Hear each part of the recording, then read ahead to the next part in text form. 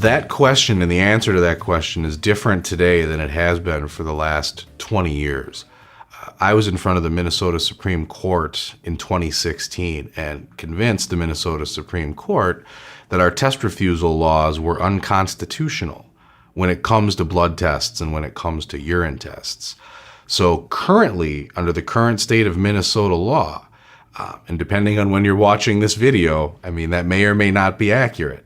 But as we're recording this, you cannot be punished in any way for refusing to submit to a blood or a urine test.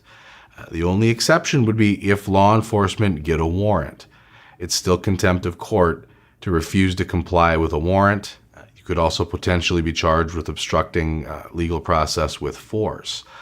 But the fact and the takeaway is that if law enforcement demand a blood or a urine test, Minnesota drivers have the right to say no and have the right to say, get a warrant. And even if law enforcement do get a warrant for that test, they can't invoke the implied consent law, meaning they can't take your license that night. Their only chance to take your license after a blood or urine test is if they're able to convict you in court.